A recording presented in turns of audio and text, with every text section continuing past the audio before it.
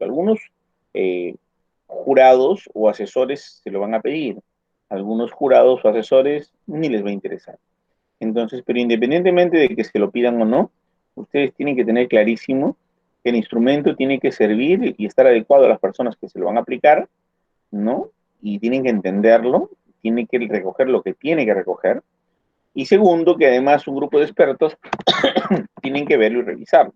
Salvo que ustedes sean investigadores senior, que tengan 30, 40 años investigando, ya sea su investigación un número 400, 500, ya no necesitarán juicio de expertos. Solamente le bastará con la validación estadística, ¿no? Entonces, la validación estadística, pues, es un proceso en el cual ustedes simplemente van a aplicar a 10 a 20 personas sus instrumentos y luego hacer las correcciones por ustedes mismos.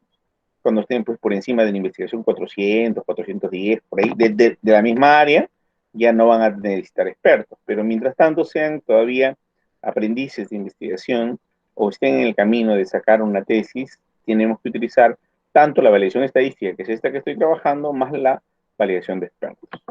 Entonces, hablamos de que hay dos tipos de validación, ¿no? La validación externa y la validación interna. Esta clase, este temario da para unas 4 clases.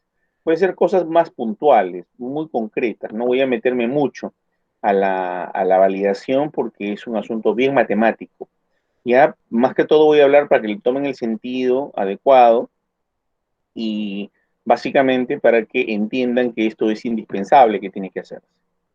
Y por lo tanto, pues, poder hacerlo de manera correcta, aunque no de manera perfecta. Muy bien, entonces, cuando hacemos la evaluación externa, hablamos de las personas, los individuos. Cuando hablamos de evaluación interna, hablamos de las variables y sus mediciones. Cuando hablamos de las variables y las mediciones, hablamos del instrumento de recolección de datos, ¿no? Entonces, si estas mediciones o estas preguntas van a medir lo que quieren medir. Si hablamos de la evaluación externa, si estas personas, sujetos o individuos, logran expresar lo que quieren expresar y si esto va a servir para que la población, digamos, se generalice los resultados de dichos sujetos, ¿no? Entonces, tenemos que tener tanto validación externa, que es validación de muestreo, y la validación interna, que es la validación del instrumento de recolección de datos. Entonces, pero sin embargo, tenemos dos errores. Si tenemos error de muestreo, que es de estos sujetos, la validación externa, podemos tener errores aleatorios o sistemáticos. Sistemáticos significa repetitivos, de fondo, aleatorio de forma, ¿no? Cuando hablamos del error de medición del instrumento de recolección de datos, hablamos de que también falla el instrumento de forma aleatoria o de forma sistemática. Así como seleccionan variables que participarán en un estudio, el investigador debe seleccionar las mediciones que utilizará y las escalas de medición. Y por eso que ustedes han hecho la ponderación, ¿no? Y la operacionalización cuando se les ha trabajado este punto. Debe preferirse mediciones que producen valores numéricos continuos. Una medición continua puede transformarse en categórica, pero no se puede hacer el proceso inverso. Entonces quiere decir que lo más preciso, y si la medición se hace con variables cuantitativas, y esto indica un número exacto con decimales o valores, por eso se debe tender, ¿no? Por ejemplo, ¿qué edad tienes?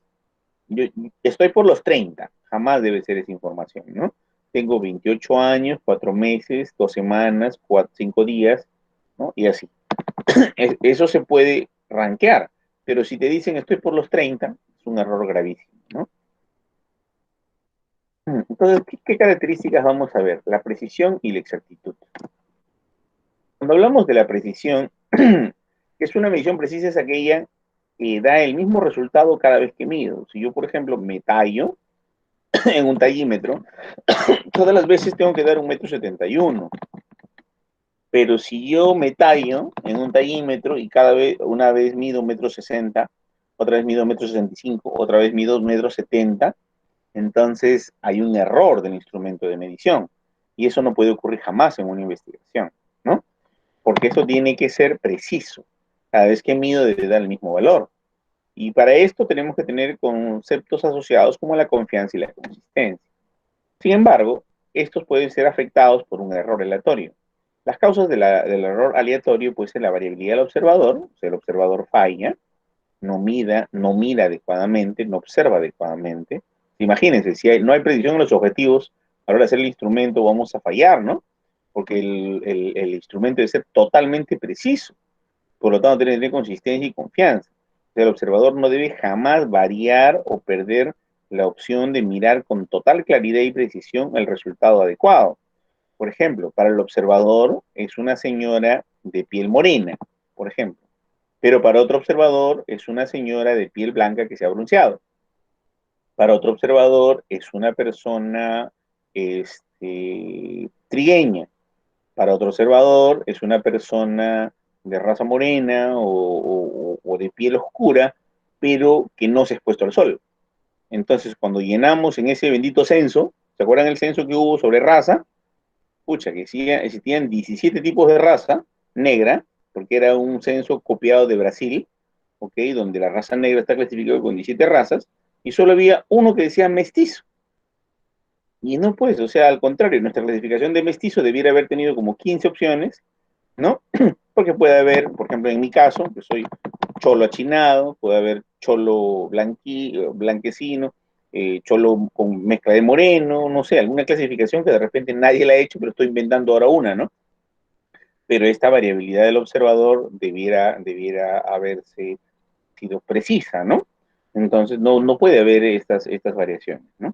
Entonces el observador tiene que mirar todos por igual, tiene que tener la misma visión, no puede haber variabilidad del observador, no puede mirar diferente a cada individuo, a cada persona. Variabilidad del sujeto, pues el sujeto a veces responde lo que se acuerda, responde porque está apurado, o simplemente da información falsa, no porque quiera dar falsa, sino porque piensa que es lo correcto.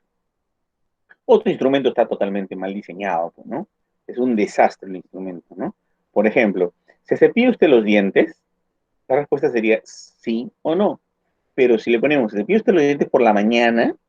La respuesta sería sí o no. Pero hay algunos que dicen, ¿se cepilla los dientes para mañana? Por la mañana, totalmente de acuerdo, parcialmente de acuerdo, ni de acuerdo, desacuerdo, parcialmente de acuerdo, totalmente de desacuerdo. Un desastre, ¿no? O sea, ¿qué significa totalmente de acuerdo? Que se cepilla, pues, 8 minutos con crema dental. ¿Qué se significaría parcialmente de acuerdo? Solo cepillito con agua y 5 linos, o sea, un desastre, ¿no?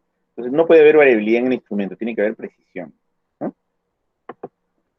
Entonces, si nosotros vemos cómo se mide la precisión, bueno, se mide con la división estándar y el coeficiente de variación, ¿no? Esto realmente no lo van a hacer porque la variación generalmente, como le llaman ustedes, es una tercerización, ¿no? Siempre trabajan con su estadístico para que les ayude la validación, ¿no? Siempre la investigación es un equipo multi e interdisciplinario, ¿no? Entonces, van a trabajar la división estándar y el coeficiente de variación. ¿Cómo se mide el coeficiente de variación? La división estándar sobre la media o promedio, ¿no? Luego, otra forma de medir la precisión, trabajar un coeficiente de correlación, donde vemos el TRT, significa que se aplican encuestas al inicio y luego se vuelve a aplicar la misma encuesta después de unos 10 minutos y luego vamos a ver si los resultados serían iguales. La consistencia interna entre dos variables relacionadas para ver, por ejemplo, si ha tenido y tiene televisor y computadora, y si tiene o no tiene correos y comunicación en Instagram. Porque algunos dicen, por ejemplo, a ver, tengo Facebook, tengo comunicación en Instagram, tengo WhatsApp, pero no tengo celular y no tengo computadora. Entonces, ¿cómo se comunica? No hay consistencia interna, ¿no? No, estas dos variables tendrían que estar relacionadas y no lo están.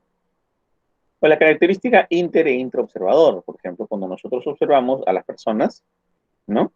Y y vemos desde nuestra perspectiva, pero cuando combinamos nuestra información con otro observador, con otra persona que recoge la información, esta información se distorsiona o cambia. Es un error gravísimo de la precisión, ¿no? Cuando hay una consistencia inadecuada intraobservador. Entonces hay que trabajar siempre estas pruebas de consistencia para tener adecuado nivel de coeficiente de correlación y por lo tanto tener una precisión óptima. ¿Qué necesitamos? Esto sí les importa. ¿Qué necesitamos para mejorar la precisión? Lo que tenemos que hacer es estandarizar los métodos de medición. ¿Cómo así? Por ejemplo, yo tengo que tener un mismo instrumento con las mismas alternativas, con la misma forma, con la misma estructura. Algunos chicos sacan fotocopia, por ejemplo. Yo he tenido muchas investigaciones hechas donde, por ejemplo, hicimos el primer cuestionario, luego se cambió un segundo, un tercero, un cuarto, y a veces cuando iban a recoger los instrumentos, cogían las copias del primer instrumento y no del cuarto que estaba validado. Entonces, caramba, no estuvo estándar el instrumento de medición. O cuando fuimos a pesar niños, por ejemplo, unos cogían balanzas no calibradas, y algunos cogían las balanzas calibradas, entonces no estaba estandarizado el instrumento de medición. Para eso tienen que tomar en cuenta mucho las definiciones operacionales, que es para mí la respuesta o la variable o la medida o los indicadores de esa variable. ¿Qué significa ser alto, ser bajo, ser chato? ¿Qué significa comprador, no comprador? ¿Significa comprador el que una sola vez compró? ¿Comprador el que compra cada semana? ¿Comprador el que compra cada mes? ¿Comprador el que compra una vez en su vida? ¿Comprador el que casi compra pero no compra, pero casi paga y no paga? ¿Comprador el que compra diario? ¿Qué sería un comprador? ¿Qué sería decisión de compra? ¿No? Entrenamiento y calificación y certificación de observadores. Yo tengo que entrenarlos, verlos. Si tenemos varios investigadores, varios encuestadores que yo contrato, generalmente la investigación es poco probable que la hagan ustedes, siempre tienen que contratar su encuestador y formarlo, ¿no? Entrenarlo, y luego que te apliquen el instrumento a ti, una, dos, tres, cuatro veces, hasta tú en eliminar todos los errores. Y los cuatro o cinco encuestadores que uno contrata cuando hace una investigación, todos tienen que estar entrenados y calibrados, preguntar al unísono, cual robot, de la misma manera, y tener las mismas reacciones ante variabilidades y certificarlos, ¿no? Que efectivamente todos estos están calibrados y pasan el proceso. El instrumento en buen estado, ¿no? Esta es una cosa muy interesante porque fuimos, por ejemplo, a hacer la supervisión de las encuestas y pues habían instrumentos con tallarines, con papa a la huancaína, ¿no? Que le había caído un poco de refresco a la hora que habían almorzado, se había borrado las letras. Esto no puede ocurrir, ¿no? En el caso del papel, en el caso de instrumento en papel, todo instrumento tiene que estar en buen estado, ¿no? En el caso del virtual, obviamente, esto siempre va a estar en buen estado.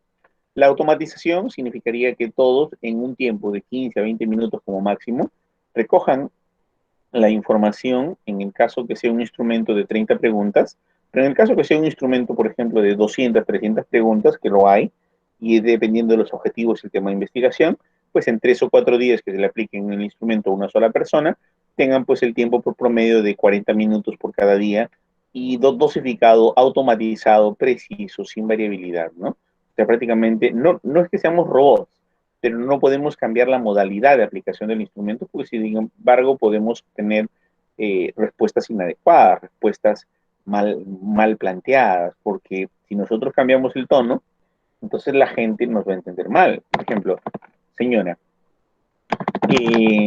usted ha comprado productos de belleza en Natura, ¿verdad? O es diferente de decirle, señora, ¿usted ha comprado productos de belleza en Natura? ¿En Natura?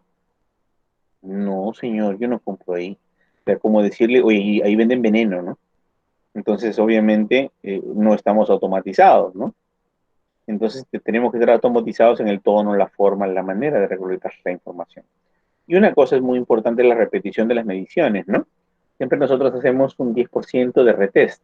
Significa que después de que mis encuestadores han levantado información, yo o el supervisor de campo, porque siempre tengo encuestadores, un supervisor, y como investigador a veces hago de supervisor también, voy y recojo, vuelvo a aplicar el mismo test a un 10% de la gente que ya en el encuestador levantó datos para ver si no me inventó las cosas. Una vez encontré yo a mi encuestadora estrella, una de las mejores encuestadoras que tenía, bajo un árbol, ¿no? En un parque.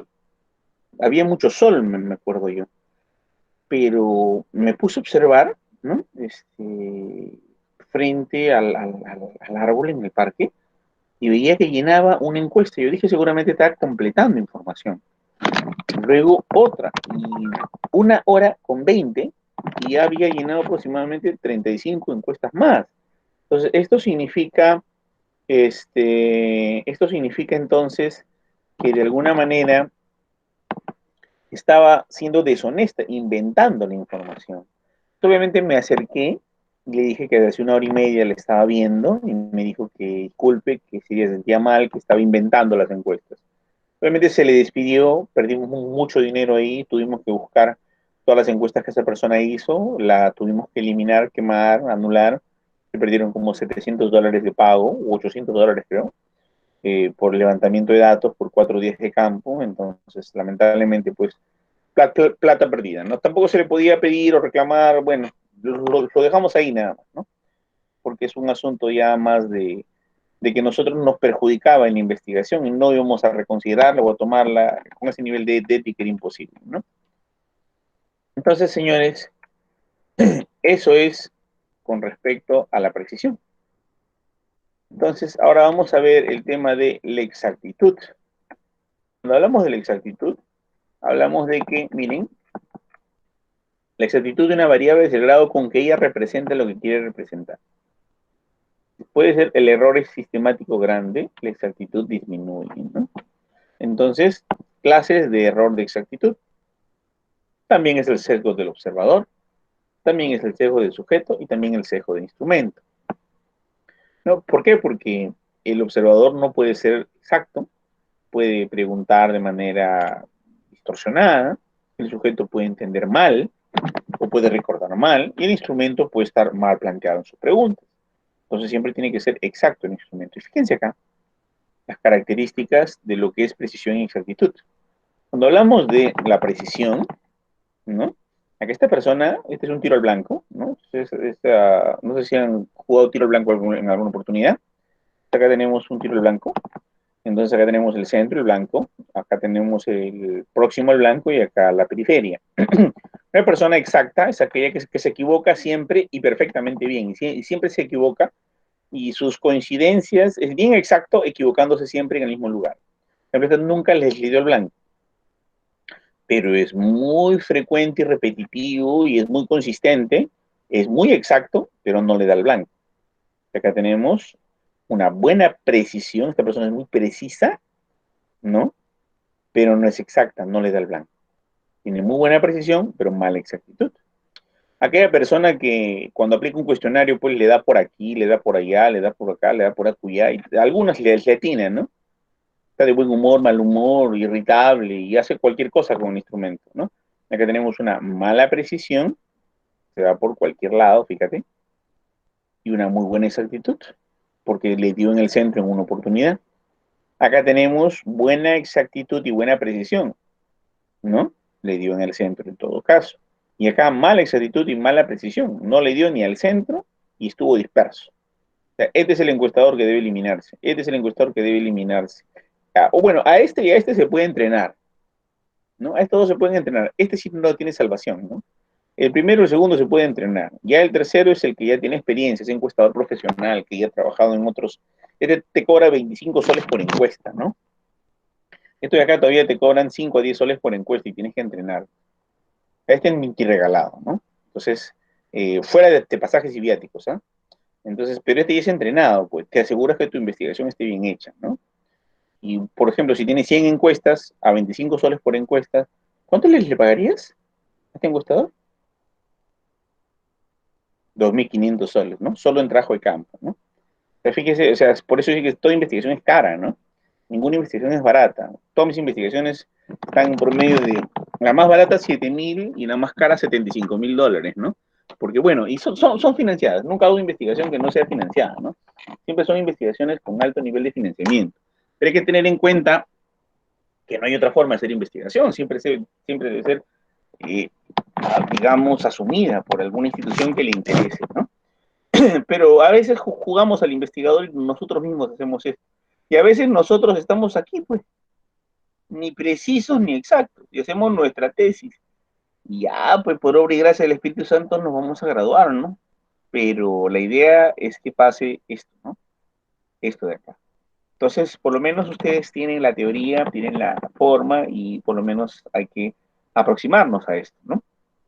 Entonces, vamos a ver la precisión y la exactitud, ¿no? La definición de la precisión, ¿no? Es el grado en el que las mediciones dan el mismo valor todas las veces. O sea, yo aplico un cuestionario 2 veces a la misma persona y me tiene que salir igual. Exactitud, grado con que las mediciones representan lo que se supone representan. O sea, si me dicen que es casada, es casada. Si me dicen que es soltera, es soltera. Aquí fue todo un dilema en una investigación que hice sobre mujeres violentadas. Uy, un dolor de cabeza terrible, ¿no? Porque la pregunta Estado civil fue un dolor de cabeza. O sea, no era casada, no era conviviente, La persona tenía su pareja actual, pero era su pareja actual con la que salían de compras, le llevaba leche a sus hijos, ¿no? La llevaba al trabajo, la recogía, salían a pasear, tenían intimidad, pero no vivían juntos. Pero las señoras, en gran, más de la mitad, además que estaban separados de sus esposos, todavía casadas con los esposos, pero separadas en proceso de divorcio, pero por violencia doméstica con denuncia y juicio, cada que les iba a dar pues el financiamiento del mes para pagar la manutención del niño, se lo daba pues en un lugar de cuatro paredes cerrado, ¿no? Si no, no le daban el dinero. Entonces era una cosa complicada. Era casada, sí, y algunas ya había salido el divorcio, algunas estaban en proceso, pero no sabíamos con mucho detalle con quién era la relación, ¿no? Con la persona que sale diario, con el esposo aún, con el esposo violentado que está separándose, pero que está casado, pero además tiene intimidad con ambos, era complicadísimo, ¿no? Muy complicado, y así de complicada, pues es una pregunta. Mire, Estado civil fue un dolor de cabeza en este estudio que hicimos sobre mujeres que denunciaron a sus parejas por violencia doméstica y que están en la demuna, ¿no? A pesar de estar en la demuna, salen un día de la demuna, tienen intimidad con el violentador para que le dé el dinero para mantener a los hijos y regresan a la demuna. Es complicadísimo este problema, ¿no? Pero bueno, es parte de la naturaleza de la investigación, pues, ¿no? O sea, la exactitud fue muy complicada, muy complicada. Si así es con la pregunta Estado civil, ¿no? Cuando hicimos en universitarias, por ejemplo, solteras, convivientes, ¿no? Casadas, complicado también, porque convivencia tiene un significado de tener una unión 2 años, tener un objetivo común y por lo menos cohabitar 2 días en un lugar común para ambos. El 90% de las chicas universitarias de cuarto y quinto año tenían esa situación, se consideraban solteras, pero ante la ley eran convivientes. Pero bueno, ¿no? Entonces, un terrible error de exactitud, ¿no? Y así tenemos que ir puliendo las preguntas hasta hacerlas exactas, cada vez más exactas, hasta lograr, digamos, lo que se quiere representar, ¿no?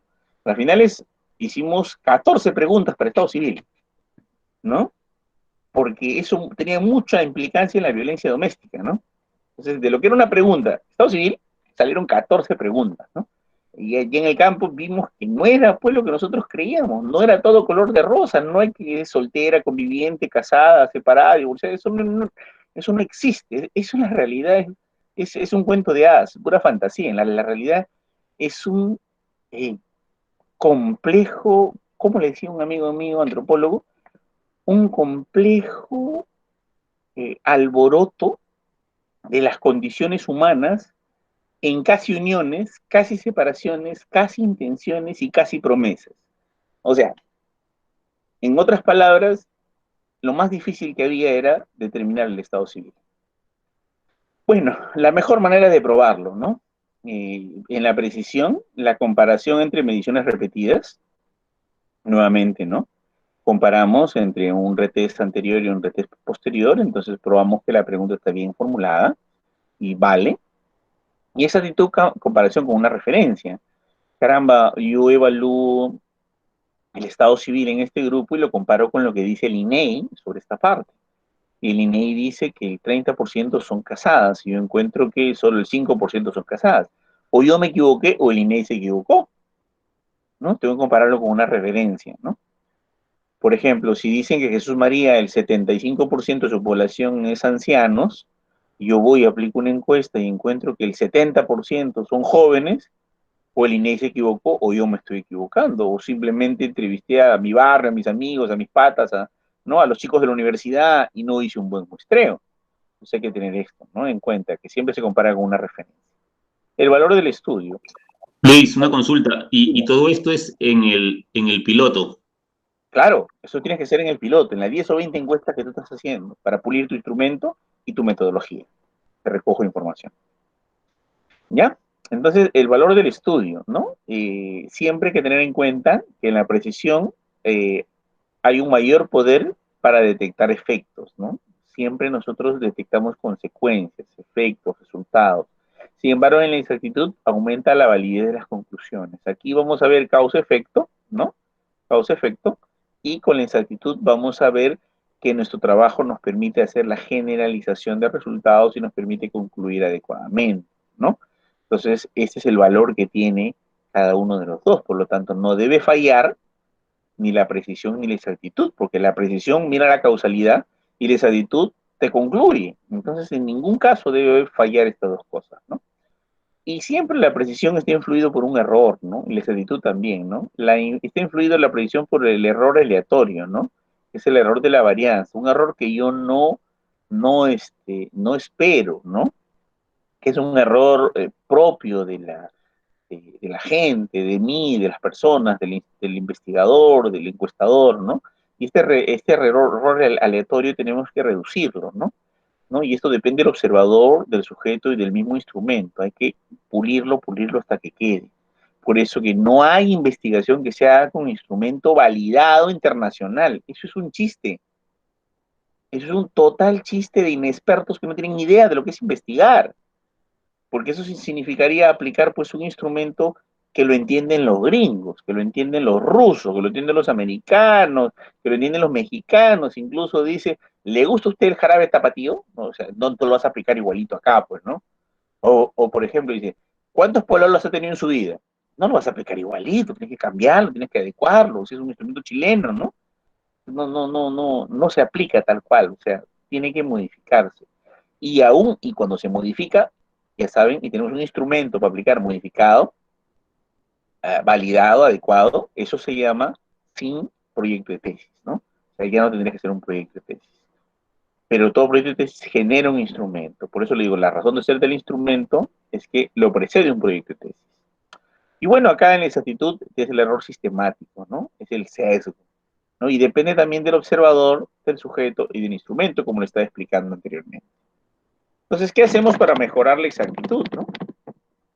De estandarizar los métodos de medición, como les explicaba hace un rato, hacer mediciones no sesgables, instrumentos en buen estado, automatización, evitar el fraude en las mediciones, ¿no? Que no te inventen cosas, hacer estudios ciegos. ¿Cómo es un estudio ciego? Por ejemplo, el encuestador no sabe lo que quiere medir, o sea, no sabe quién es el grupo caso, no sabe quién es el grupo control, no sabe quién es el grupo experimento, no sabe quién es el grupo control, no sabe quién es el grupo cohorte, no sabe quién es el grupo control, solo sabe que tiene que recoger datos.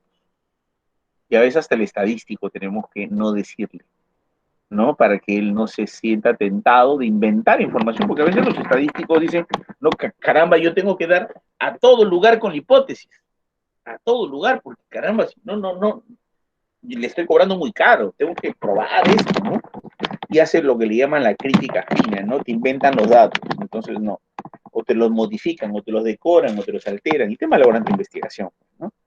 Como les decía en una oportunidad, de cada 10 hipótesis que ustedes tengan, la experiencia me iba a mí a indicarles de que cada 10 investigaciones, 8 no aceptan tu hipótesis, solo 2. O sea, 8 contradice a la teoría que existe en los libros.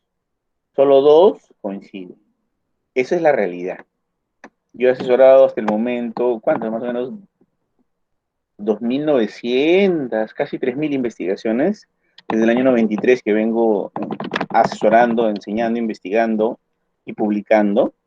Casi 3.000 investigaciones y en todas, 8 de 10 nunca sale la hipótesis. Solo 2. Cuando todas las investigaciones empiezan a coincidir en la hipótesis, sale maravillosamente como un cuento de hadas lo que tú quieres, ahí hay fraude. Al ojo lo vuelve el fraude, ¿no? Ese es fraude, pero así cantadazo, ¿no? No hay manera. Cuando yo encuentro eso, yo le pido al investigador, pásame tus instrumentos el día que sustenta, tráeme por favor tus encuestas y tu base de datos. A los 4 que les he pedido, no se presentaron a la sustentación, porque no tenían ni encuestas ni base de datos, ¿no? O sea, eran tablas inventadas, o sea, muy mágico, muy maravilloso los resultados que coincidían con su estrategia. Por ejemplo, el marketing online es más eficaz que el marketing relacional. Ya, normalmente sale al revés, que el marketing relacional es más eficaz que el online, que la tecnología multimedia es más eficaz que las personas de forma tradicional. Normalmente sale que la ciencia tradicional es más eficaz que la multimedia. Eso sale en la mayoría de los casos, porque tiene más años, pues, tiene más experiencia, tiene más soporte, hay más costumbre y tradicionalmente funciona más, pues. Lo nuevo demora en tener eficacia, ¿no? Entonces, Cuando yo le pido a la gente, tráeme tus instrumentos y tráeme tu base de datos en SPSS, desaparecen, ¿eh? Y no vuelven a sustentar. Se van a la Winner, bueno, en esa época, ¿no? A las salas peruanas, a otra institución, para poder sustentar allí, porque ya se asustaban, porque yo les pedía, pues, ¿no? Obviamente había fraude, ¿no? Había un fraude. Bueno, y calibrar los instrumentos, ¿no? Que los resultados de los instrumentos sea, todos midan igual, todos midan lo mismo, ¿no? Todo, es como calibrar una balanza. No sé si han visto que las balanzas a veces están menos 0.8, menos 1, más 1.2, más 0.43, o sea, siempre están con un puntaje movido y uno tiene que calibrarla a cero, ¿no? Para que, igual que calibrar una balanza, todos los instrumentos deben estar calibrados, empezar de la misma forma, trabajarse de la misma manera, hacer bajo el mismo ritmo, bajo la misma música del mismo encuestador, ¿no? En caso que sean encuestas, en observación, igual, ¿no? Porque caramba, una persona que tenga más experiencia mirará algunas cosas que la que tiene menos experiencia. Hay que calibrar los instrumentos junto con los investigadores. Estas son estrategias para mejorar la exactitud. Ahora, Luis, pero siempre queda abierta la posibilidad de digamos, un margen, la idea es minimizar el margen de falta de precisión y de falta de exactitud. Siempre hay, siempre habrá error. Lo que tenemos que minimizar. O O sea, sea, si yo me peso en la balanza hoy día y me peso en la tarde después de almorzar, no, no, no. Es que no es así. Hoy día te tendrías que pensar en tu balanza y en este mismo instante te tendrías que pensar en 5 balanzas. Te tendría que dar lo mismo. Pero si estás hablando después de almorzar, tú te has metido 700 gramos a 1 kilo de comida. Vas a pesar correcto. más. Ajá. Ese es otro momento. ¿Te das cuenta? Pero si hoy te pesas y te pesas en 5 balanzas, las 5 balanzas tendrían que estar calibradas para dar el mismo peso. ¿Te das cuenta? Si no, no, por eso te preguntaba, porque si yo hago encuestas y hago encuestas hoy y hago encuestas pasado mañana, Uh -huh. puede haber ocurrido algo que las... En Que caso las que sea una encuesta tipo política, tipo social, pero si es una encuesta con respecto a preferencia de compras o de ventas, de un frigider que te has comprado ayer, no va a variar tu opinión en 3 días, porque lo has comprado, ¿no? ¿Te das cuenta? O sea, ya tuviste la decisión de compra y te decir por qué lo compraste. Si le preguntas hoy o le preguntas en una semana, va a ser la misma fuerza por la cual lo compraste, la misma decisión. ¿Sí? O sea, ok. en cuanto a opiniones políticas, ahí sí, ¿no? Pero acuérdense que una investigación científica no se hace con opiniones, ni con nada subjetivo, se hace con evidencia objetiva. Entonces, cuando, por ejemplo, Keiko Fujimori iba a ganar las elecciones y en 4 días se la tumbaron con el movimiento no a Keiko, ¿no? En 4 días cambió su aceptación y eso fue muy útil, ¿no? Porque lograron cambiar la percepción de la gente. Pero eso de ahí no fue otra cosa, señores, más que este, opinión política. En este caso, ustedes son los que van a trabajar hechos concretos, ¿no? Se compró una tele, porque la compraste. Compraste un producto de Evo, porque lo compraste. La motivación de la compra o la razón de la publicidad. Si tú ves una foto del diseño de un pollo a la brasa Norquis o un pollo a la brasa Pardos y la foto es perfecta, y tiene el brillo adecuado y tiene los píxeles adecuados, el fondo negro, el humo del carbón que se refleja ligeramente al fondo, tiene pues una visión de una papa crocante todavía emitiendo chispas de la fritura, ¿no? Y todo eso, el halo de eso se transparenta y se visualiza en una foto y ocupa más del 80, no, más del 60% de la foto, el pollo, todo lo demás es adicional. Esa imagen te impactó hace 3 días como te impactó hoy día.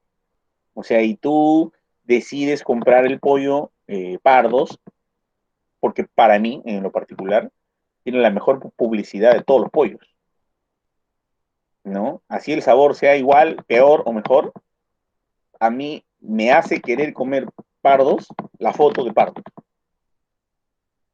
¿no? Y se ve light, se ve nice, se ve up, se ve level A, se ve fino, se ve pulcro, se ve limpio, se ve decente, se ve clase A. ¿Te das cuenta? En cambio, el pollo gordo se ve grasoso, se ve feo, ¿no? Se ve los cebos, ¿no? Se ve un fondo blanco con amarillo, un poco de nivel B o C, ¿no? Y entonces, y el pollo tiene pues el 20% del tamaño, la publicidad es pésima. Se nota clarísimo que el hijo del dueño le ha tomado una foto, lo ha montado y ya está. Y no te jala, ¿no? Para mí que el 90% de los que consumen pollo pardos es por lo brillante de la publicidad de la foto. Pero ¿quién tiene más años de historia? El pollo gordo, el chicken king, el pollo rey, que tienen más de 60, 70 años en el Perú, desde Girón de la Unión, desde antes que existieran Norquis, Rockies y Pardos. Pero por más que tienen años de historia y la gente de barrio, ¿no? La gente de antes lo compra, no tiene el impacto de la publicidad que tiene un pollo joven, nuevo, pero que tiene la posibilidad de apoderarse de tu imagen en tu vista, en tu cerebro, que automáticamente te hace salivar y te hace desear y querer comprar el pollo pardo. ¿Entiendes? Ese es el concepto de la publicidad. Y eso no va a cambiar. Salvo que hayas tenido, pues, diarrea ayer y te haya caído mal el pollo y hayas vomitado y te haya dado una salmonelosis y veas la foto y por esa enfermedad o eso que sufriste te dé asco el pollo. ¿Te das cuenta? O sea, pero eso son excepciones. Como dice Karim, son cosas que van a... Ese es, por ejemplo, un sesgo, ¿no?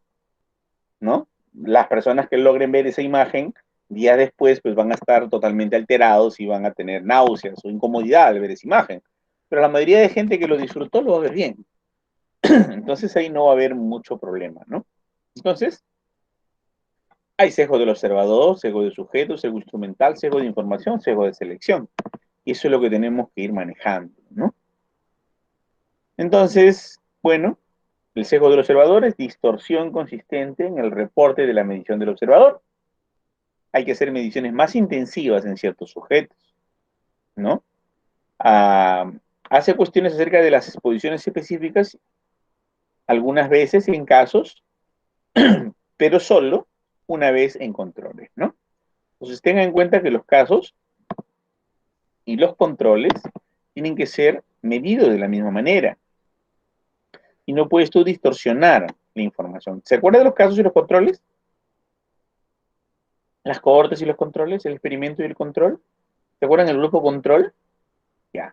Nosotros tenemos que tener un buen manejo del sesgo del observador. No tiene que tener sesgo el observador, ¿no? Y estas mediciones deben ser mucho más intensivas para no distorsionar la información.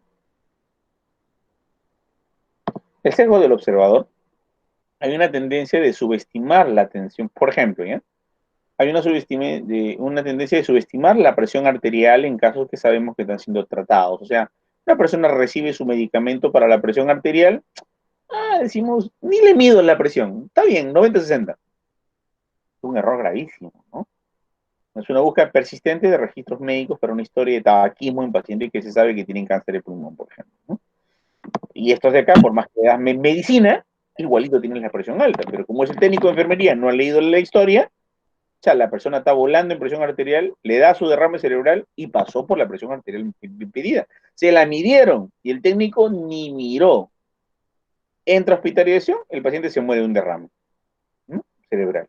¿Por qué? Porque, como le están dando cardiolipina, le están dando Adalat, Aldomed, medicamentos, su presión está bien. ¿Se dan cuenta? Miren lo que pasa en el hospital, ¿eh? En el hospital con un entrenado, 20 años midiendo la presión arterial, se le muere un paciente. ¿Sí? Luis, y en este caso, cuando dices el sesgo del observador, estamos hablando inclusive de nosotros mismos. Si es que ustedes aplican las encuestas, sería de ustedes. Si ustedes contratan a alguien, sería del que han contratado.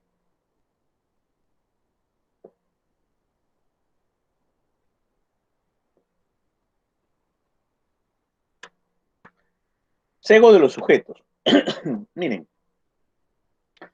es la distorsión de la medición del sujeto de estudio, ¿no? O sea, el recuerdo o reporte selectivo de un evento. Por ejemplo, yo le pregunto a Karim, ¿te acuerdas tu primer trabajo? el primer día, con quién conversaste, cómo trabajaste, te sentiste feliz. A lo mejor Karim no lo recuerda, pero, y lo pasó muy mal, pero cuando llegó a su casa les mintió a su familia y le dijo que la pasó lindo. Y luego sus amigos que la pasó lindo. Y luego todo el mundo que la pasó lindo. Al final su mentira se apoderó de su cerebro y su mentira se quedó como un recuerdo positivo. El primer día fue el más horrible de repente para Karim en su vida, en el trabajo.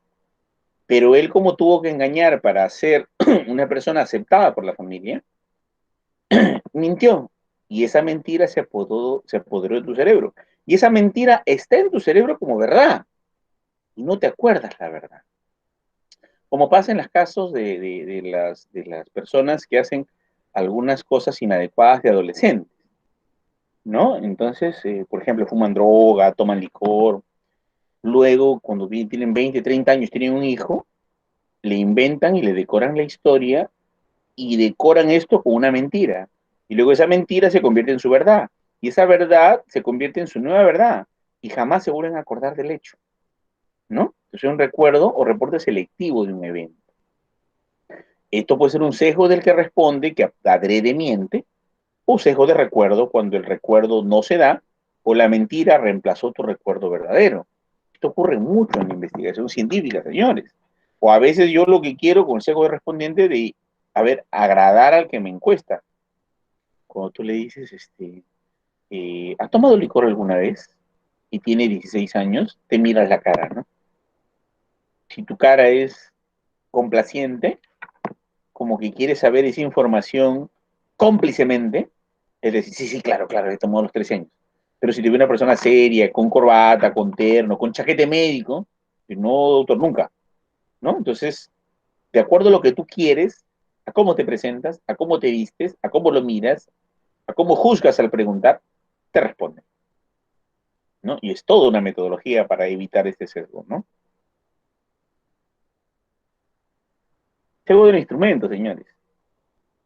O sea, ahora imagínense, pues, agarrar un instrumento de otro país y aplicarlo sin mirarlo siquiera, ¿no? Es un desastre, ¿no? Sesgo del instrumento. Puede resultar de la función defectuosa del instrumento, ¿no? De un instrumento mecánico. Puede resultar, por ejemplo, del uso inadecuado de una herramienta o técnicas para una medición objetiva, por ejemplo, como la balanza, ¿no? ¿No? La balanza está mal calibrada y yo te pesé mal, pues. La balanza está bien calibrada, te pesé bien. Pero, ¿qué pasa cuando las preguntas están mal hechas, no? Por ejemplo, yo agrego siempre preguntas control. Les pasa que hicimos una investigación sobre adolescentes y preferencias anticonceptivas, de marcas anticonceptivas, para una farmacéutica, ¿no? Que quería hacer un estudio de marketing sobre qué tipo de preservativos preferían los adolescentes. Bueno, ante las preguntas, había una pregunta que si había tenido relaciones sexuales, otra pregunta si había quedado embarazada, otra pregunta si había abortado y otra pregunta si habían tenido hijos. Adolescentes son personas de 10 a 19 años, ¿ya? La actividad sexual más frecuente es de 15 a 19, la menor es de 10 a 14, obviamente. Entonces, nos centramos en el foco de los 15 a 19 años. Habían, por ejemplo, para que tengan una idea de las fallas del instrumento en el piloto, habían adolescentes que decían que no habían tenido relaciones sexuales, que sí habían quedado embarazadas, que habían dado a luz un hijo y que ninguno estaba vivo. Otras que sí habían tenido relaciones sexuales, pero que no han estado embarazadas, que no habían tenido hijos y no habían usado métodos anticonceptivos. Otras que no habían tenido relaciones sexuales, no habían salido embarazadas y habían tenido 3 hijos. O sea, esas preguntas control me ayudan a determinar cuán mal está el instrumento para ver si tiene una secuencia lógica. Y bueno, en el primer piloto, pues prácticamente el instrumento era un desastre, ¿no? Hicimos 7 pilotos. Después de 7 pilotos, ya el instrumento estaba bien. Una vez que el instrumento estaba bien, ya recién pudimos darle la validación estadística que diga de juicio expertos para poder aplicarlo, ¿no? Pero fallaba y fallaba y fallaba. Y una vez que teníamos, pues, el instrumento adecuado, ya podíamos emplear el instrumento para ver las preferencias de uso de preservativos y métodos anticonceptivos en adolescentes, ¿no? Curiosamente, el método anticonceptivo más usado por los adolescentes fue la píldora de la mañana siguiente, ¿no? Que lo usan aproximadamente 9 veces al año, prácticamente su método casi fijo, ¿no? Pero entonces fue complicado llegar a eso, ¿no? Entonces, por ejemplo, esto puede dar lugar a preguntas, ¿no? Sobre el cuestionario que estén fallando y que no tengan la consistencia adecuada. Pero también la información es un sesgo. Por ejemplo, Estado Civil te mira, te quiere contar, te dice soltero o soltera no, y no la miras a los ojos. Y pasa a la siguiente. La gente está con ganas de hablar. Está con los ojos que le brillan por contarte. Mire, soy soltera, pero te quiero contar una situación especial. Soy soltera, pero tengo 8 años con mi novio. Vivo 3 días en su casa. Él viene 3 días a mi casa. Es novio cama adentro. Ay, pero no sé qué más decirle, pero soy soltera. Y hemos comprado dos teles, incluso el auto lo hemos comprado a medias, pero soy soltera. ¿Será soltera? ¿Me podrá aclarar? ¿No? Entonces te mira y tú ya pasas a la segunda pregunta, ¿no? Entonces, este es un sesgo de información. Una distorsión, ¿no? Del estimado del efecto a la variable debido a un error de medición, una eh, pérdida de la clasificación, misclassification, o sea, pérdida de clasificación de los sujetos en la variable medible, o una medición no válida, ¿no? Porque esa persona claramente es una conviviente. Ah, pero el novio nunca le ha dicho que es conviviente, ¿no? Ella sabe que es conviviente, pero su familia no lo acepta al novio como conviviente, o sea, todavía es la niña solterita. Y ante la ley es conviviente, ¿no? Simple. Pero te quiere decir esos detalles, pero como tú no le prestaste atención, ¿no? Hay un error de la medición, o medición no fue válida, entonces le preguntaste, te dijo soltera y pasaste a la siguiente, ¿no? Y la siguiente pregunta, pues tenía que ver con esa, y la siguiente con este, y la siguiente con ese, y la siguiente con ese, y la siguiente con ese, fue un desastre. Se malogró tu instrumento, ¿no? Porque no prestar atención y levantar la información correcta, ¿no? ¿No? También, por ejemplo, en cuanto a medicina o en cuanto a algunas pruebas de laboratorio, los criterios de diagnósticos incorrectos, ¿no? Los falsos positivos o los falsos negativos. Por ejemplo, ahora en el coronavirus, en el COVID, eh, hemos bajado un montón de positivos de COVID. Eh, pero ¿a qué se debe esto, no? El diagnóstico es incorrecto.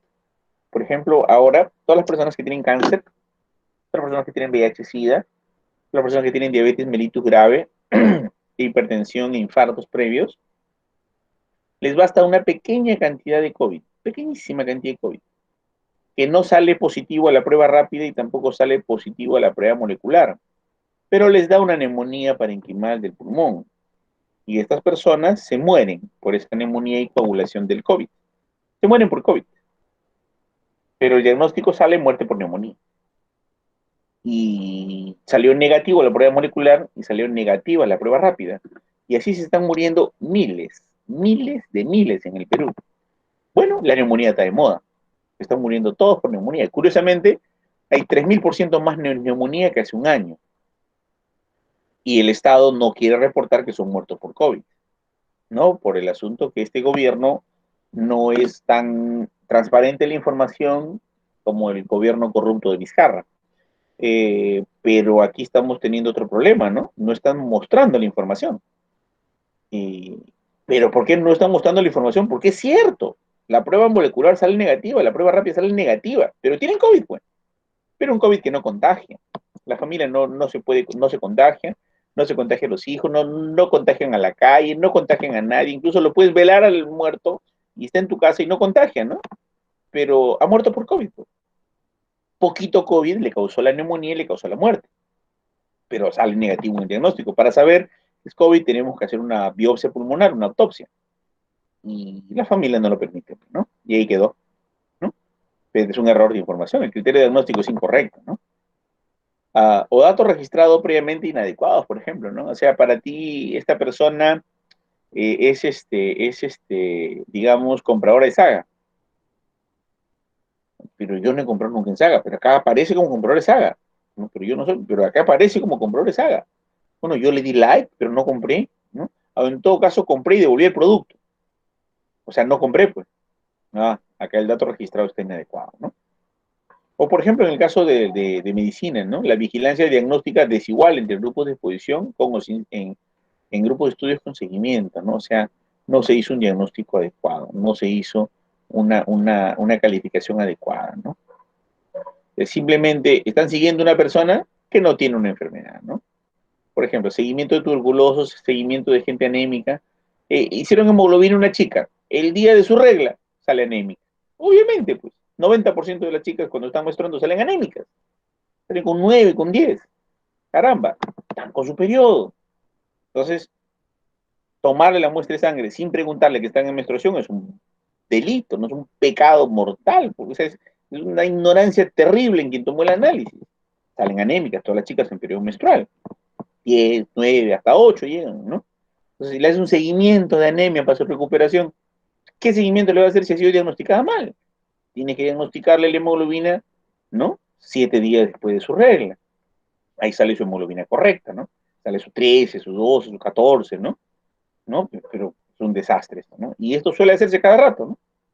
Y este es un error terrible que tenemos. Bueno, por algo Perú ocupa dos puestos importantes, ¿no? Somos los peores del planeta en salud. Hasta Sierra Leona es mejor que nosotros. No hay ningún país del mundo que esté peor que Perú. Perú es el peor de todo el mundo en salud. Ha roto todos los récords, no solamente en COVID, en muerte. Somos el número uno en muerte por tuberculosis. Somos o sea, lo peor en todo. No hay ningún país peor que Perú. Si te accidentas, por favor, y si te operan del cerebro, te vas a morir. Te operan de lo que sea, te vas a morir, ¿no? O sea, la mortalidad es muy alta en el Perú. O sea, acá no vale enfermarse. O sea, somos los peores y somos los penúltimos en educación, secundaria y primaria, ¿no? No me refiero a universitaria. En universitaria estamos mejor, en inicial también. O sea, somos un desastre como nación, en salud y educación. Imagínense, pues, tomarle pues, una muestra de sangre a una chica que esté con regla, con menstruación y decirle que es anémica, hacer un seguimiento para mejorar su anemia, darle sangrecita con los programas que estaba haciendo el presidente Vizcarra contra la anemia del niño, es un desastre, ¿no? No tiene lógica. Sesgo de selección. Hay un problema, ¿no? A veces selecciono a mis amigos, a la gente que vive cerca de mi barrio, a lo que me es más fácil y no a quien debo, ¿no? Entonces, los sesgos de selección son fundamentales. Es una distorsión del estimado del efecto resultado de cómo los sujetos fueron seleccionados en la producción de estudio. Si yo no hago un muestreo aleatorio, al azar, no voy a poder tener resultados adecuados en mi investigación. Entonces, acá hay un problema que hice una autoselección inadecuada, ¿no? Entonces, los resultados y las conclusiones van a ser totalmente mal. Esa selección puede resultar, señores, de la elección de grupos a ser comparados en todos los tipos de estudios, ¿no? Hay que elegir adecuadamente el esquema de muestreo. Si perdemos el seguimiento, no va a haber respuesta, no vamos a colectar datos y por lo tanto, en estudios que tienen que ver con seguimiento, por ejemplo, en fidelidad al cliente de Ripley, entonces vamos a tener que seguirlo a ver si sigue comprando en Ripley. Caramba, si perdemos los datos de seguimiento, definitivamente no vamos a poder hacer el estudio. Y esto va a ser un verdadero desastre en la investigación. Tenemos también el sesgo de selección que puede resultar en vigilancia selectiva en caso de medicina o vigilancia diagnóstica que varía con el estatus de la exposición. Por ejemplo, hay gente que estuvo expuesta al coronavirus, ¿no? Y le tomamos prueba diagnóstica. Pero hay gente que no estuvo expuesta y la descarté, pero se puso después. Entonces acá siempre hay una cosa que hay que tener en cuenta, que quien no estuvo expuesto se va a exponer posteriormente, ¿no? Y bueno, las mediciones más intensivas en ciertos sujetos es sumamente importante porque pues a veces tenemos que aplicar un cuestionario con mayor profundidad a unas personas para sacar la información y a algunos vamos a tener que ser muy superficiales, pero siempre tenemos que tomar en cuenta, señores, que la selección de las unidades de muestreo, no todos los seres humanos son robots, tenemos que aplicarle de acuerdo a las condiciones de los sujetos de estudio. En resumen, la confiabilidad, la precisión y la reproductibilidad de los datos pueden tener un error aleatorio. La validez, la seguridad y conformidad de los datos pueden tener un error sistemático. El error sistemático me puede dar el sesgo. Principales tipos de sesgos. Como han visto acá, sesgo del observador, sesgo del sujeto, sesgo de recuerdo, sesgo de respondiente. El sesgo del instrumento, el sesgo de la información y el sesgo de selección. Entonces, señores, requisitos que debe tener una medición: la validez y la confiabilidad. La validez, hablamos de validez de contenido, de criterio y de constructo. Los factores que atentan contra la validez y la confiabilidad son aquellos que van a alterar estas condiciones. Muy bien, ahora vamos a hablar de validez y confiabilidad. ¿Alguna pregunta antes de continuar, chicos? Los veo muy calladitos hoy día, está muy difícil la clase, está horrorosa, está horrible. Ustedes pensaron que una investigación iba a ser una cosa más fácil, solo aplicar un cuestionario y ya, pucha, profe, nos están metiendo en líos. ¿Por qué la investigación está que se vuelve fea, está que le entra matemáticas, así no es? Cuestiones, observación, dudas. ¿Qué piensan? Díganme. Consulta, Luis. La profundización de la investigación, porque digamos, conforme te comienzas a meter digamos, y a escarbar y a meterle pala al asunto, y te vas hasta el fajo, sigues, el hueco se sigue ahondando y terminas, vamos a decir, a ser concreto, con una investigación gigantesca, inviable y en el tiempo, inviable en presupuesto. ¿Cómo digamos, cómo acoto yo mi investigación a una realidad factible en cuanto a tiempo, a presupuesto, a recursos, etcétera? Como le decía yo, ¿no? Aquí lo que tiene que hacer, si bien es cierto, si ustedes no tienen recursos y su investigación no es tan grande para trabajar con encuestadores y supervisores, muchas veces ustedes van a ser los encuestadores. Pero como ustedes van a ser los encuestadores o los que van a levantar información, ustedes van a tener que tener en cuenta todos estos criterios de sesgos. Van a evitar el sesgo del respondiente, van a evitar el sesgo del instrumento, van a evitar el sesgo de muestreo. El único sesgo que no pueden evitar es el sesgo del observador, que son ustedes. Y ustedes, para entrenarse con esto, debieran compartir formas de levantar información entre compañeros para ver qué errores se cometen, ¿no? Eso se le llama calibración. Y a lo mejor, Karim, por ejemplo, tú llamas a Karina y a Edith que te ayuden a levantar información de tu trabajo. Y luego Edith llama a Karim y a Karina para que levanten información de su trabajo. La idea es que sean más personas involucradas, no sea una sola la que levante la información, para estandarizar y evitar estos sesgos justos del observador. Ahora, no es que la investigación se complejiza, sino que es metodología de la investigación. Y la mayoría de las tesis han estado durante los últimos años, o durante muchos años, trabajando en una desordenología de la investigación. ¿Qué significa eso? Significa que mucha gente ha estado haciendo investigación desastrosa sin método.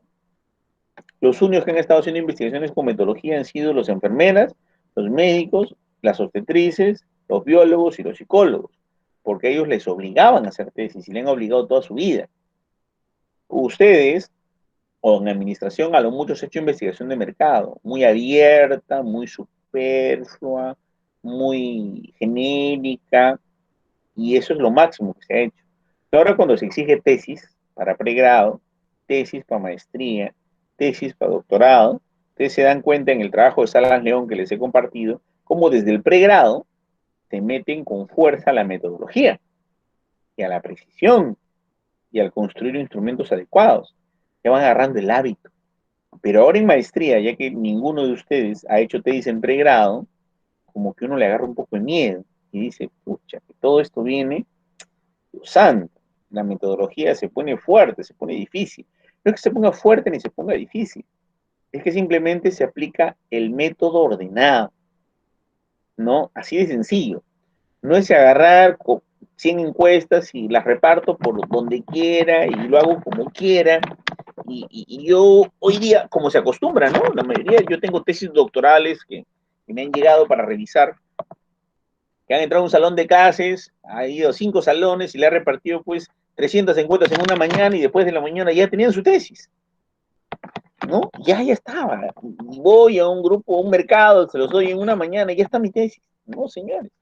Trabajo de campo demora de 3 meses a 6 meses en toda tesis. Justo porque no son tesis y son cualquier cosa que aparentan ser una tesis, ¿no? Son un pequeño estudio de sondeo, un pequeño estudio de preferencias, un pequeño estudio de opiniones que las dan y las riegan como sea, y las reparten como sea, es que realmente la investigación científica no ha cobrado fuerza ni seguridad, ni fiabilidad, ni consistencia, ni claridad. Entonces, sí, muy poco se ha hecho investigación en marketing, más que las investigaciones de marketing, que el marketing es otra cosa, es una investigación de mercado, ¿no? Que sí tiene algunos elementos de metodología de la investigación, pero tiene pues que 20% del conocimiento de la metodología. 80% le falta, que es lo que estamos dando ahora, ¿no? Y curiosamente, los que manejamos metodología de la investigación, ahora estamos siendo contratados por las compañías de marketing. ¿Por qué? Porque las predicciones de mercadeo también han sido fallidas y han tenido pérdidas millonarias y han tenido pérdida de clientes importantes porque sus predicciones han fallado. ¿Y por qué han fallado? Por lo mismo, falta de método, ¿no? O sea, profe, ¿quiere decir que cada estudio de mercado debe ser una tesis? Debería. Y hay cero errores. Y tu predicción es infalible. Pero como es así nomás una cosa gaseosa, aplico un muestreo así por cuotas, no probabilístico, y hago una aplicación de un cuestionario de opinión, ¿no? Por ejemplo, cojo el libro de Paul Federmendi, o cojo el libro de Nares Malotra, de investigación de mercados, ¿no? Y Paul Federmendi o Nares Malotra son brillantes investigadores de mercado, pero si tú lees tu libro, ya no profundiza en el instrumento, ¿no? Va en el método, va en las variables, en los indicadores, en las preferencias, estudio de sondeo, ¿no? Y ya no aterriza en esto que estoy trabajando, que es la parte de la precisión, ¿no? Entonces, si sigues a Nares Malotra o a Paul Federmendi, que son dos grandes marketistas, escritores de libros de marketing del mundo, son dos gurús, te darás cuenta que tiene una vigencia, tiene un periodo. Y el periodo son los 90, los 80, un mundo sin globalización, un mundo estático. Pero en un mundo actual, donde el mundo es cambiante, donde las corrientes son veloces, no puedes tener imprecisión en los instrumentos, ¿no? Entonces la metodología cada vez se asevera más, ¿no? Por eso que ahora, por ejemplo, Ripley contrata un grupo consultor para hacer investigación científica, ¿no? De mercado, gasta 300, 400 mil dólares, 800 mil dólares por contratar un equipo de investigadores de la Cayetano con la Católica para que hagan un estudio de implementación de una nueva tienda. Imagínate, antes le bastaba su foda nomás y hacían su foda y perdían plata y se iban a la quiebra, ¿no? Ahora hacen todo un estudio, una investigación, ¿ya? ¿Por qué? Porque prefiero perder 800 mil dólares que 10 millones o 7 millones, ¿no? Entonces, obviamente, o mejor dicho, no perder, invertir, ¿no?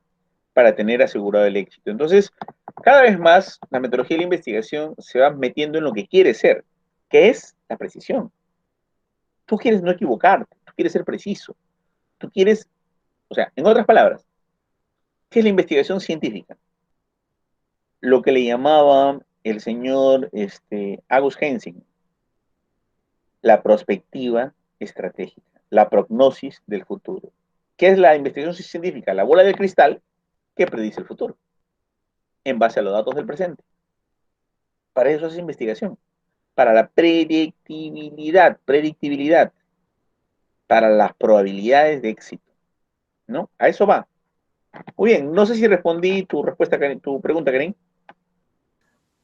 Sí, no, parcialmente. La inquietud también, como te decía, es cómo en términos de eficiencia y de eficacia, por recursos no solamente de dinero, sino recursos de tiempo principalmente, cómo sustentas o acotas la investigación hasta determinado punto, que voy a investigar hasta acá. Ok, pero hay más allá, mira, si sigues cavando, el hueco llega hasta sacar petróleo por ahí al fondo. Entonces, Oye, no, pero con eso no voy a terminar de aquí al año 2025. Entonces, ¿cómo acoto mi investigación? Es que tú acotas tu investigación a las dos variables que has elegido. Y la forma de medir esas dos variables son las formas como tengas que medirlas. O sea, lo que estamos solamente es afinando el método. O sea, quiere decir que tu instrumento de recolección de datos, y es una cosa, mira, es una norma que yo les voy a dar, una norma así clarísima. Ningún cuestionario se aplica en 10 minutos. Ningún cuestionario tiene menos de 50 preguntas.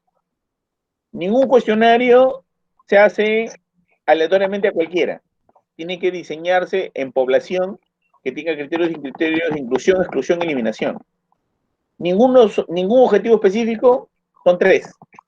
Siempre son los que las variables digan y la teoría enmarque cómo se miden tus variables. La operacionalización es de acuerdo a lo que tú quieres medir y la descomposición a esa precisión de lo que quieres medir. Entonces, tus variables las has acotado, las has delimitado, pero tú para decir, por ejemplo, rostro humano, cuando tú operacionalizas, tú no dices ojos, nariz y boca, porque hay miles de especies que tienen ojos, nariz y boca. Si dices ojos, nariz y boca y cejas, te encuentras con todos los primates y todos los monos. Entonces tú tienes que operacionalizar de manera precisa y tu instrumento debe hacer lo que deba hacer. No como decía Paul Soberamendi, que toda encuesta de opinión debe aplicarse en 10 minutos y no pasar de 20 preguntas. Ese es de encuesta de opinión. Pues. Por ejemplo, ¿qué opina Vizcarra? Pero cuando hablamos de una investigación científica, tienen que hacerse las preguntas que debas hacer en la muestra que te deba salir. Y sí, tu trabajo de campo demora 6 meses, por eso hay un ciclo entero que es dedicado a trabajo de campo. Un ciclo que es este, más el anterior que es tu proyecto. Tienes 6 meses para hacer trabajo de campo y luego 6 meses más para hacer tu tesis. Ese es el plan. O sea, está enmarcado dentro de los 2 años. No está enmarcado en más tiempo. Tienes que meterle punche y esforzarte para que tu trabajo esté enmarcado dentro de lo que corresponda. Por ejemplo, para mí, lo que ha hecho la señorita, ¿dónde está la señorita? Edith, ha sido extraordinario, ¿no?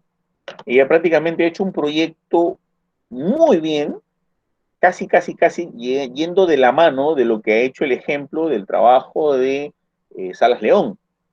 Y si sigue así, digamos, va a marcar una ventaja diferencial bastante grande. Entonces, si la señorita Edith tiene un proyecto muy avanzado, a pesar de que empezó un poco tarde, y se la ha revisado un poco tarde, con respecto a los modelos y las clases teóricas, pues van a haber algunos alumnos que no han visto ni los videos, que no han visto ni las clases, no han visto ni los slides, y no han visto ni el modelo. Entonces ellos van a estar un poco lejos de lograr la meta de poder graduarse. Como le dije yo, Karim, eh, el curso lo pasan todos, ¿no? Todos. Pero yo mando la lista de proyectos que van a ser aprobados por la universidad. Por ejemplo, si yo tengo que el proyecto de Edith, de Illich, de Marlo y de Adolfo ya están listos para ser aprobados por la universidad, y el de Anne y Karen también, por ejemplo, yo mando sus proyectos, mando mi carta de aprobación y lo mando a la escuela de posgrado, ¿no? Entonces, con mi aval, ellos van a presentar sus proyectos y ya están.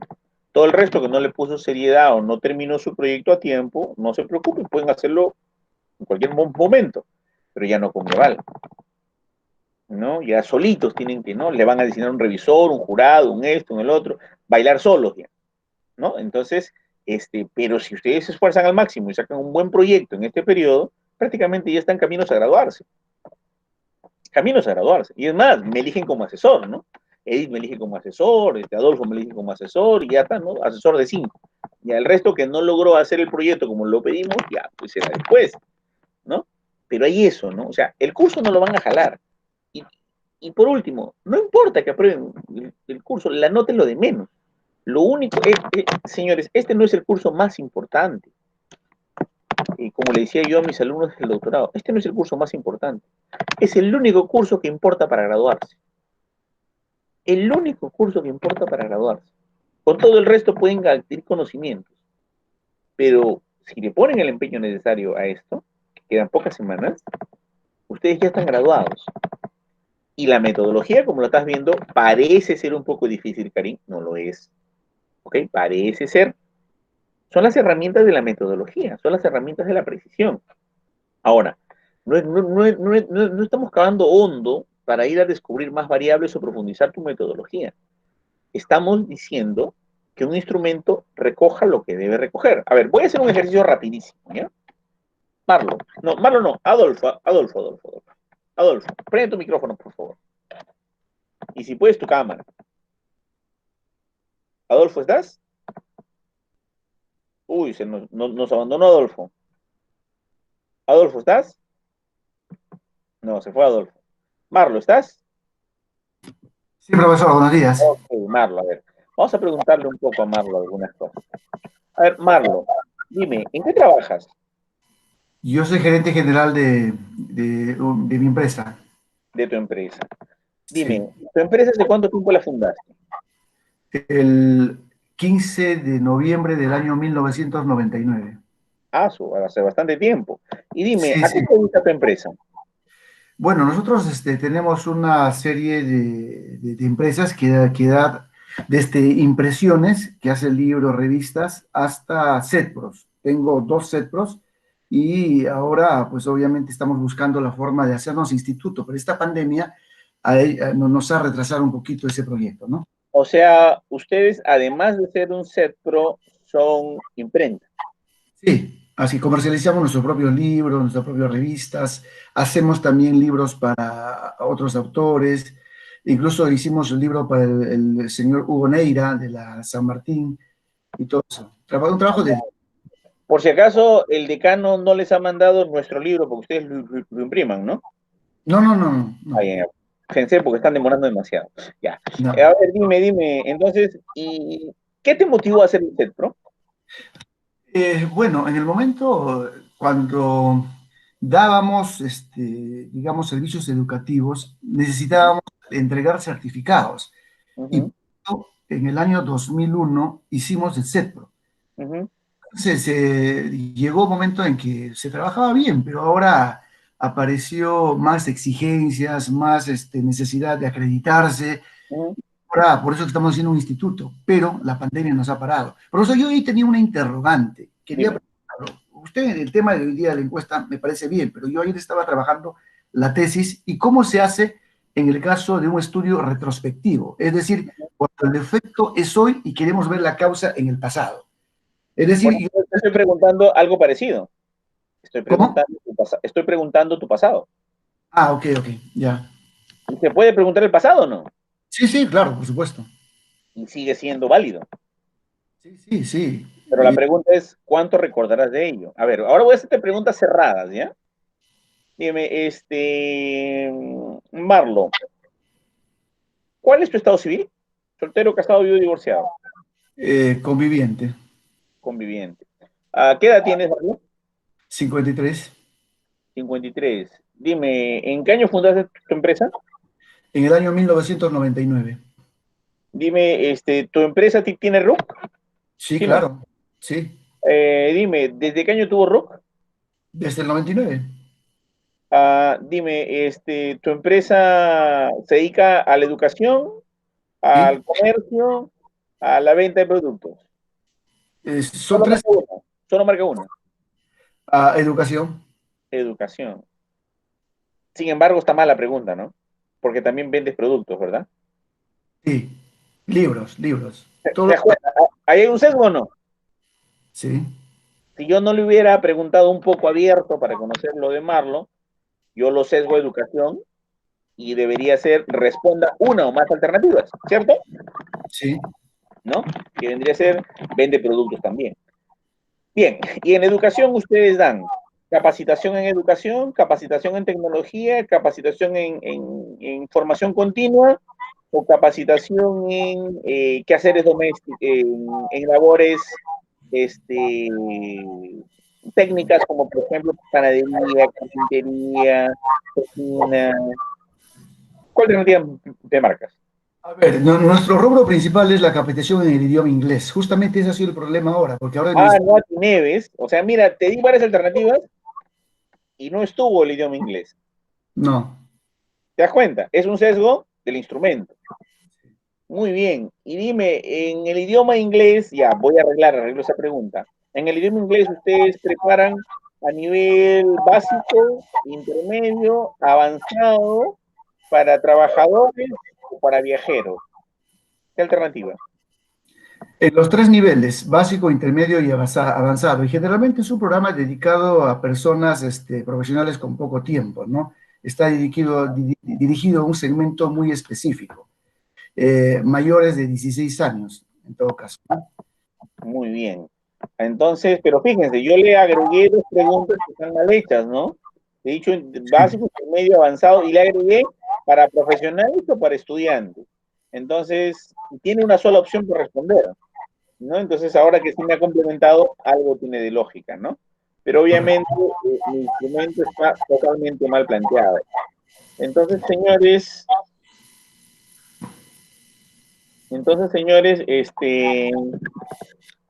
eh, puedo tener sesgo de recuerdo de acá del maestro, puedo tener sesgo del instrumento, puedo tener sesgo de cualquier otra condición, y ese sesgo, pues, me hace que el instrumento esté mal hecho. ¿Se dan cuenta cuántos errores he cometido ahora? ¿Se dan cuenta cuántos errores he cometido ahora? ¿Y cuántas preguntas están mal hechas? O sea, esta de la validez del constructo y la validez de el instrumento no es un chiste, o sea, es simplemente ver que el instrumento se aplica bien o se aplica mal. Y cuando se aplica bien o se aplica mal, pues tenemos que tener en cuenta, señores, que nuestro instrumento tiene que recoger información adecuada. Es como que tú le preguntas a un hijo, ¿a dónde fuiste? Por ahí. ¿Pero a dónde fuiste? Por ahí, pe. Y te contestes con el por ahí. O sea, tienes que tú levantar información óptima, información pertinente, y le tiene que darle información a dónde fue. Algunos papás son más astutos, le compran un iPhone porque tienen un GPS, ¿no? Para que le pongan un GPS. Entonces, de alguna manera, este, tienes que levantar esa información, ¿no? Entonces, señores, obviamente, el trabajo de construir un instrumento de recolección de datos es un trabajo muy tedioso, ¿no? Y ese trabajo de recolectar información, pues tiene que pasar por un criterio de validación y pasar por un criterio de confiabilidad, ¿no? Entonces, bueno, continuamos entonces con la presentación. No sé si se aclararon algunas dudas. Voy ahora a saltear varios de los componentes. Esto yo lo voy a colgar luego en el trabajo, ¿no? En la página, en su plataforma. Pero adicionalmente yo voy a comentar un detalle, ¿no? Que es esto que les voy a presentar aquí. Ya voy a saltear bastante y voy a ponerles qué métodos o técnicas existen para validación, solo para que las conozcan, porque como le digo, ustedes no las van a hacer, lo va a hacer de repente un profesional, un estadístico, un metodólogo, ¿no? O simplemente algunos aprenden la fórmula y ya pues sacan la fórmula, ¿no? Entonces la fiabilidad es una técnica que tiene que usarse sí o sí, ¿no? A ver, señores, entonces, a ver, vamos a ver aquí. La fiabilidad. Tenéis un ratito. Ya, ahora sí. La fiabilidad. Entonces existen varias pruebas. ¿Ustedes han oído hablar de alguna prueba en específico? ¿Han oído hablar de una prueba en específico respecto a la fiabilidad, señores? ¿Qué prueba en específico conocen o han oído hablar ustedes en fiabilidad, confiabilidad, validación? ¿Conocen alguna? Chicos, ¿están ahí? ¿Chicos, están ahí? Sí, profesor. ¿Han escuchado de alguna prueba? No. ¿Ninguna? ¿No han escuchado del alfa de Cronbach? ¿No han escuchado de eso? Sí, sí hemos escuchado, pero no recuerdo bien en qué consiste. ¿Juicios expertos? ¿Han escuchado de juicios expertos? Sí, sí, eso sí. Sí. Ok, bueno, vamos a ver ahora. Mira, fiabilidad y consistencia interna, ¿no? Vamos a ver que hay varios métodos de recolectar información para poder hacer la validación. Bastantes, ¿no? Por ejemplo, tenemos el test de Spearman-Brown, ¿no? Que nos va a permitir hacer una validación, ¿no? Un test, una muestra de sujetos, se divide el test en dos mitades paralelas, ¿no? Es un concepto estadístico, no vale la pena, solo vale la pena que lo conozcan, no que lo aprendan, ¿no? Entonces, en la validación podemos usar el Spearman-Brown, ¿no? Ahí está la forma como se hace su cálculo, ¿no? Esto normalmente a mis alumnos que estudian la especialidad en investigación les enseño, ¿no? O los que están haciendo un doctorado con 3 años, ¿no? En el segundo año, ¿no? Pues son 3 años de investigación, entonces ahí sí hay un ciclo exclusivo solo para validación. El test de Rulon, por ejemplo, es otro test que te permite hacer validación también, ¿no? También utilizando el test de las dos mitades, pero son básicamente para preguntas dicotómicas, sí, no. Tanto el test de Spearman-Brown como el test de Rulon son dos mitades porque son sí o no, son para preguntas dicotómicas. ¿Ok? Acá está la forma como se calcula el test de Rulon, ¿no? Y luego vamos a la siguiente prueba. El test de Goodman y Flanagan también es un test de dos mitades, ¿no? Que también se usa para preguntas, pero ya no para sí y no, ¿no? Son varianzas para puntuaciones de ítem pares e impares, por ejemplo, hombre, mujer, acepta, no acepta, adecuado, inadecuado, ¿no? Y acá está la forma como se trabaja el test de Rulon, ¿no? También tenemos métodos basados en covariación. Todo lo anterior es en dos mitades, o sea, para sí y no, para pruebas dicotómicas, para variables, para indicadores dicotómicos. Por ejemplo, todas las anteriores son, come pollo, sí, no. Va al cine, sí, no. ¿No? O sea, para dicotómicas. Pero acá ya hablamos de consistencia interna basadas en covariación de ítems. Cuando hablamos de covariación de ítems, ya hablamos de otros indicadores que tienen que ver con preguntas de tipo dicotómicas, preguntas de tipo politómicas, ¿no? Ya es algo un poquito más profundo, ¿no? Y acá tenemos el test de alfa de Cronbach, ¿no? Pero son varios, ¿no? Desde alfa de Cronbach, ¿no? Que son el alfa de Cronbach 20, 21, el Kurt de Richardson, hay muchos alfa de Cronbach. Acá trabajaremos el primero, ¿no? Acá tenemos el primer alfa de Cronbach basados en covariación, ¿no? Que es el convencional, ¿no? Este es el alfa de Cronbach tradicional que siempre se usa, básicamente para preguntas de 3 alternativas, ¿no? Cuando tenemos preguntas de 3 alternativas. Entonces acá tenemos el alfa de Cronbach, ¿no? Luego de tener el alfa de Cronbach, tenemos también, acá tenemos su prueba, su forma como se realiza su medición, ¿no? Y tenemos también el alfa de Cronbach con estimador insesgado. Básicamente, el alfa de Cronbach con estimador insesgado se usa ya cuando tenemos más de 3 alternativas de respuesta, ¿no? Y acá, bueno, está su ecuación y la forma como se calcula el alfa de Cronbach con estimador insesgado. Pero también tenemos luego el alfa de Cronbach de inferencias, ¿no? Es cuando tenemos relaciones de preguntas amarradas entre una pregunta y otra pregunta. O sea, el test alfa de Cronbach de inferencias, por ejemplo, es, ¿ha tenido relaciones sexuales? Si no. ¿Usted tiene pareja? Si no. Usted ha tenido estas condiciones. A, ha abortado. B, ha tenido más hijos. C, tiene hijos vivos. D, y así, ¿no? Con varias opciones, que amarra una con la otra, ¿no? Es para inferencia, ¿no? Y obviamente las inferencias se hacen con muestras independientes.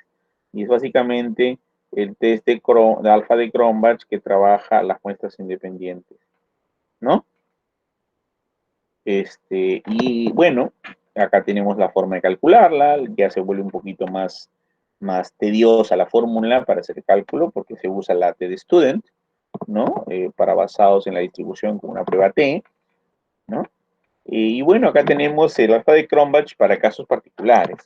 Hay un montón de alfa de Cronbach, en otras palabras, ¿no? Los que algo saben de investigación, o sea, muchos profesores de metodólogos de investigación en el Perú y en el mundo, solo saben uno. Dicen, ¿cuál es tu prueba? El alfa de Cronbach. Desastre, ¿no? Porque no hay uno, pues hay un montón, ¿no? Entonces acá tenemos el alfa de Cronbach con la forma de Kruder-Richardson, ¿no? El alfa de Cronbach para Q de Richardson se usa pues cuando hay alternativas múltiples, más de 5 alternativas de respuesta, ¿no? Ah, no miento, disculpen, me estoy equivocando. Este es el Q de Richardson, es cuando son dicotómicos, sí, no, me estoy confundiendo, sorry. Es cuando son dicotómicos, alternativas sí, no, parecidas a los primeros dicotómicos, ¿no? Que hicimos en las primeras 4 opciones, acá también este alfa de Cronbach para casos particulares es para dicotómicos, ¿no? Por eso tienen el P y el Q. El Q de Richardson, obviamente, acá tenemos su fórmula, acá tenemos su aplicación y sus resultados. Acá ven siempre que al final sale un valor, 0,82, 0,65. Siempre el alfa de Cronbach sale positivo o sale adecuado y nos dicen en tu investigación que vale o realmente has demostrado que tu investigación tiene resultados válidos y confiables cuando pasa de 0,75, o sea, tiene que tener 0,76. Y no es otra cosa, pues, que el amarre de las preguntas, ¿no? O sea, una pregunta se amarra con otra pregunta y con otra pregunta y con otra pregunta y con otra pregunta para luego decir si hay coherencia entre las preguntas. Eso es lo que hace básicamente un test, ¿no? Pero no las preguntas vacías, sino las respuestas. ¿No? Entonces la pregunta 1 tiene que estar amarrada con la 2, tiene que estar, que diga, la pregunta A tiene que estar amarrada con la B, con la C, con la D, con la E, con la F, ¿no? Tiene que estar amarradas las preguntas dicotómicas, que tienen dicotómicas 0 y 1, 0 y 1, 0 y 1, ¿no? Que tienen que estar amarradas entre ellas, y esta tiene que ser causa, con consecuencia de esta de acá consecuencia de la anterior, esta consecuencia de la anterior, y tiene que haber una lógica, ¿no? Entonces, eso es lo que ve básicamente los alfa de Cronbach o cualquier prueba de validación, que haya lógica. Pero si no hay lógica entre los órdenes de las respuestas de una pregunta y otra, es que el instrumento está mal construido, no tiene secuencia lógica, no tiene visibilidad lógica, no tiene orden adecuado, se salta de un tema a otro de a porrazo, ¿no? Es como, por ejemplo, yo les digo, a ver, chicos, estamos hablando de, a ver, le pregunto al maestro sobre su trabajo y luego le pregunta, y cuéntame de tus hijos. ¿Qué tiene que ver los hijos con su trabajo? Primero debía haber preguntado de la familia, luego de su esposa, luego de sus hijos, luego pasar a otro tema, ahora en el trabajo, cuánto tiempo, ¿no? Luego de tu empresa, o sea, tiene que haber lógica. Y ese desastre, cuando no hace una lógica adecuada, es que salen los valores mal planteados, ¿no? Salen inadecuados. Y este es entonces para casos especiales con dicotómica. La mayoría se arroja por trabajar alfa de Cronbach porque es el más usado, no el más correcto. Bueno, tenemos coeficientes basados también en análisis factorial, cuando tenemos varias preguntas de tipo independientes que se asocian con una dependiente. Acá tenemos el test de teta, ¿no? De Cármenes y el test de omega. El test de teta de Cármenes y el test de omega se usan mucho cuando tenemos preguntas relacionadas, o sea, causas de quiebra de una empresa, causas de abandono de los estudios, factores relacionados a la elección de un producto, a la elección de una compra, ¿no? O a la decisión de compra, ¿no? Entonces, utilizaremos mucho el test factorial de teta u omega, ¿no? También acá tenemos el desarrollo de la beta de Raju, que es otro coeficiente también factorial, que tiene pues toda una batería de test que me van a permitir relacionar variables, ¿no? Y acá tenemos la forma como varias variables independientes influyen en una dependiente. Acá tenemos cada variable, mira, o un valor, ¿no? Y tenemos una dicotómica de TRTs, ¿no? De 50%, en la cual es sí y no, se compró o no se compró. Y bueno, el cálculo de la beta de Raju, ¿no? Que la parte matemática obviamente no es muy pertinente, porque como les digo, o eso lo hace la computadora o el SPSS con un solo clic, ¿no? O lo hace pues una persona a mano que es experta y que se formó para esto, ¿no? Toda una carrera que hacen estadística, ¿no? Bueno, tenemos luego, pero tienen que saber ustedes que hay varias opciones, ¿no? Varias, no solo hay una, ¿no? La estimación o puntuación verdadera, acá tenemos los diferentes tests, como el test de Chebyshev, ¿no? Que vamos a verlo a continuación. La desigualdad de Chebyshev, obviamente, es para hacer estimaciones también cuando hay posibilidad de hacer predicciones. Y cuando las variables son de tipo cuantitativas, ya no cualitativas. Acá utilizamos variables cuantitativas, numéricas, ¿no? Entonces, ya cuando tus preguntas son, digamos, sueldos, salario, ingresos, egresos, ¿no? Utilizarás tu test de desigualdad de Chebyshev, ¿no? Acá tenemos la forma de la desigualdad de Chebyshev, ¿no? Y acá haremos el reemplazo, ¿no? Acá tenemos un cálculo con el valor de 0.73, ¿no? R de Pearson, media 52, acá se mete división estándar, este es para verles numéricas, básicamente, ¿no? Y así hacemos el cálculo del test de Chebyshev, solo para que lo conozcan, no es una clase de esto, no se asusten, ¿no? Luego tenemos estimación de distribución normal de diferentes tipos de error, ¿no? Acá tenemos, por ejemplo, la estimación o puntuación verdadera, que es otra fórmula para también hacer el cálculo de variables numéricas o cuantitativas, ¿no? Entonces, de la estimación o puntuación verdadera, se hace su procedimiento y, como dicen, tiene que salir mayor de 75 acá, ¿no? La estimación verdadera está entre 57.27 y 72.13, ¿no? Entonces, ese es el rango y debería considerar yo todos los valores que están por encima de 75, ¿no? Entonces, aquí este no es válido. Bueno, entre comillas, porque está por debajo. Este sería más válido que el anterior, ¿no? Entonces, también tenemos la estimación basada en un modelo de regresión, ¿no? Que también debe dar mayor de 0.75, ¿no? Aquí, por ejemplo, hay variables numéricas causa y variables numéricas efecto. Por ejemplo, variables numéricas, por ejemplo, la edad, tus años de trabajo, años de estudio, horas dedicadas a leer y tu relación con tu salario, ¿no? Puras variables numéricas que influyen en otra variable numérica. Entonces yo voy a aplicar una estimación verdadera con puntuación basada en un modelo de regresión para poder establecer mi validez de mi trabajo de investigación en ese piloto de 10 a 20 encuestitas o 10 a 20 fichas o 10 a 20 guías de observación que tú aplicaste.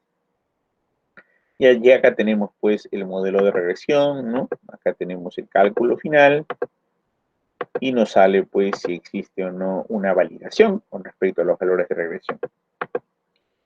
Y luego tenemos con respecto a lo que son, por acá, acá tenemos la fiabilidad de los TRC, ¿no?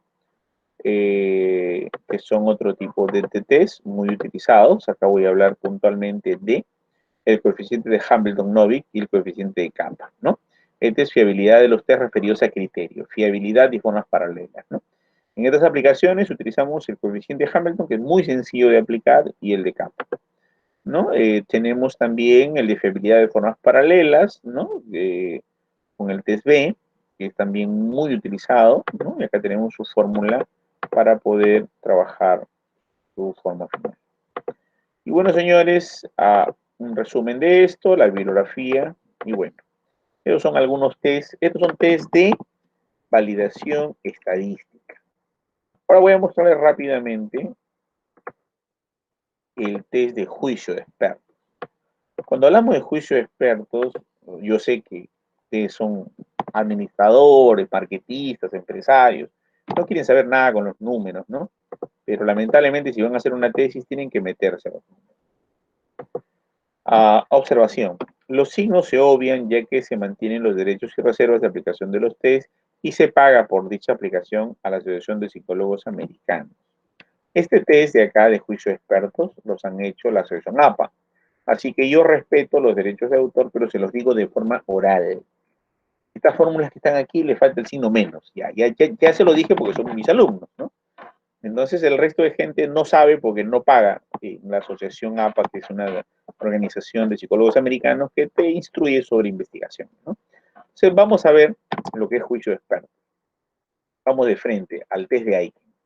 Para establecer los juicios de expertos tenemos que aplicar tres test de Aiken. La B de Aiken, la R de Aiken y la H de Aiken. La B de Aiken va el índice de validez del instrumento, la R de Aiken el índice de repetibilidad, TRT, y la H de Aiken el índice de homogeneidad o consistencia interna. Ambos son juicios de expertos. Esto no se aplica a la encuesta. Tú le das tu cuestionario a 10 expertos y cada experto a cada pregunta le pone una nota, un valor, y a eso es lo que vamos a calcular. Entonces, por ejemplo, el coeficiente de la B de Aiken, cada juez debe evaluar en una escala politómica de 2 a 7 puntos. Tú puedes tener alternativas sí y no, tienes 2, ¿no?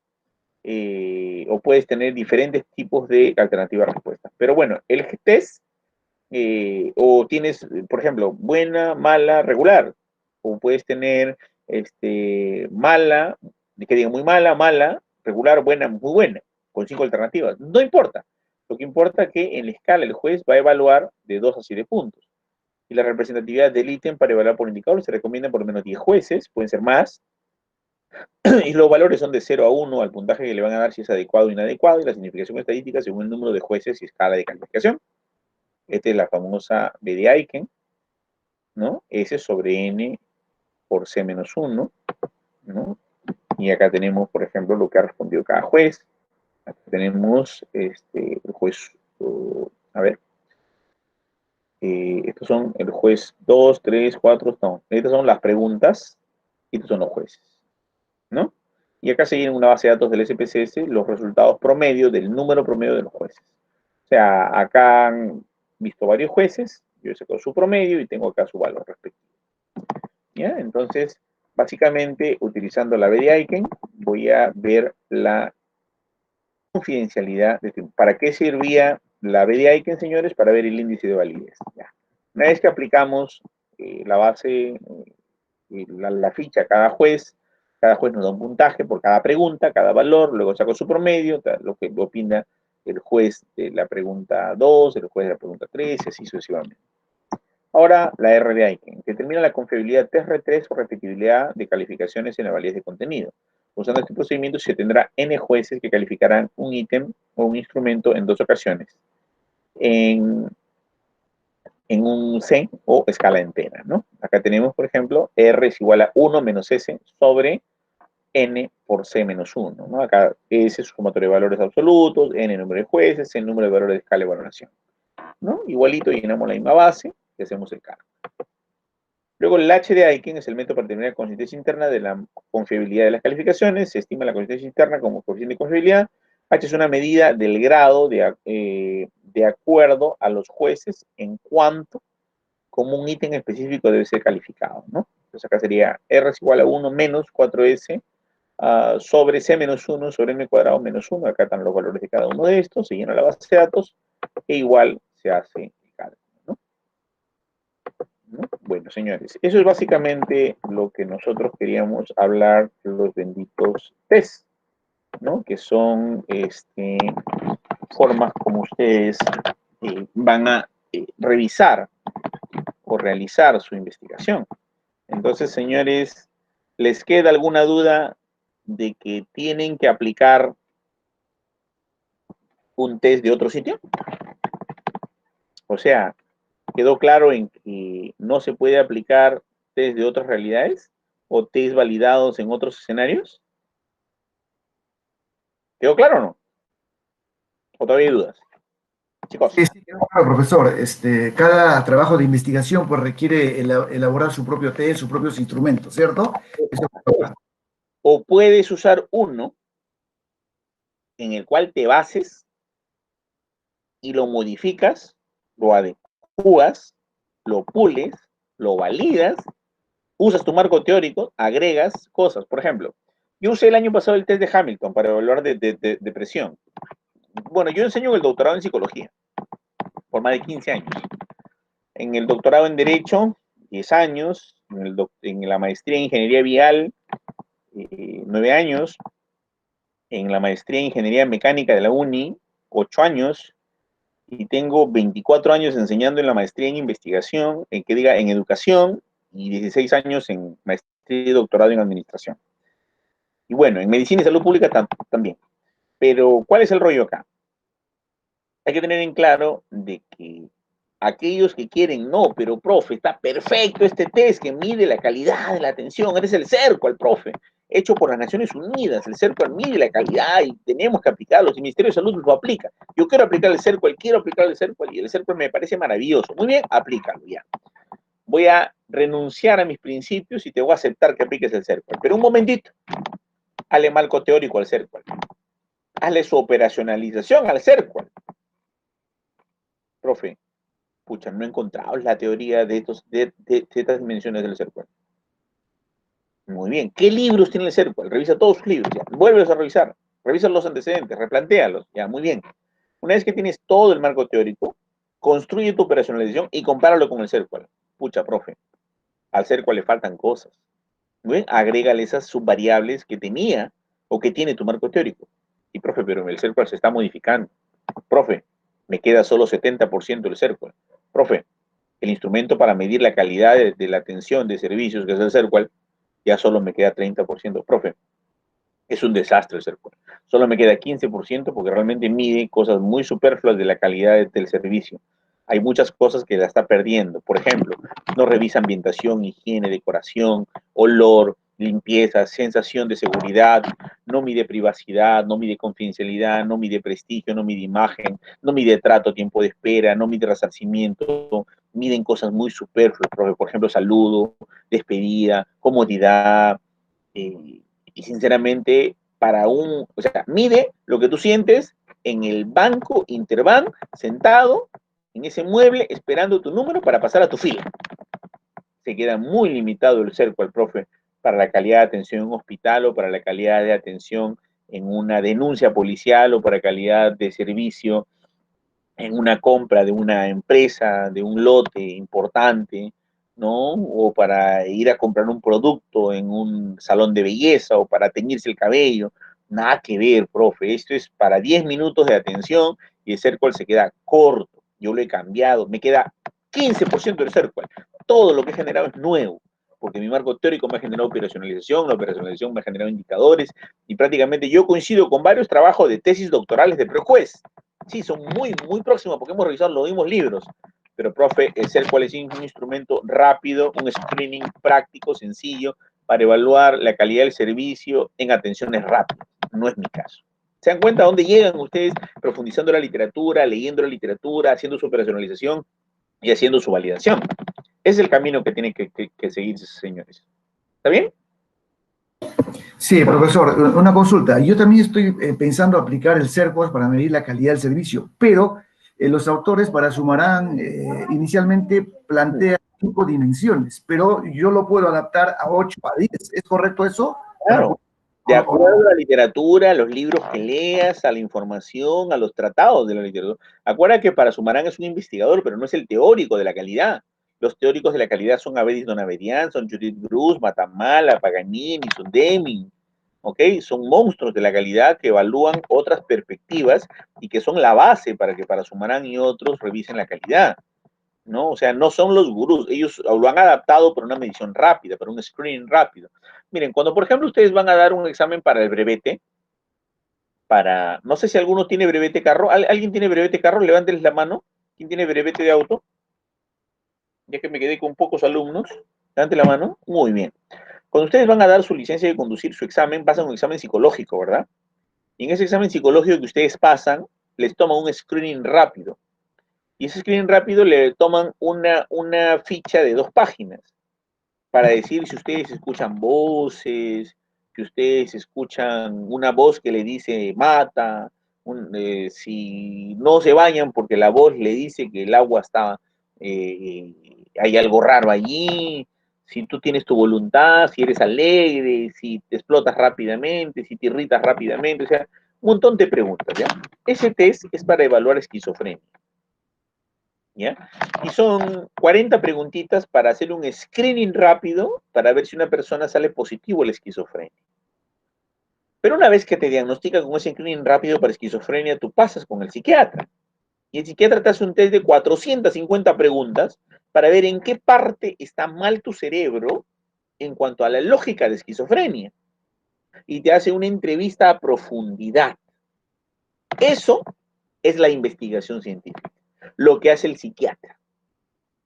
No el descarte rápido, sutil, somero, sencillo, aplicado a miles de los que quieren conseguir el brevete, sino en el diagnóstico profundo de la enfermedad de la psiquiatría, que es la esquizofrenia.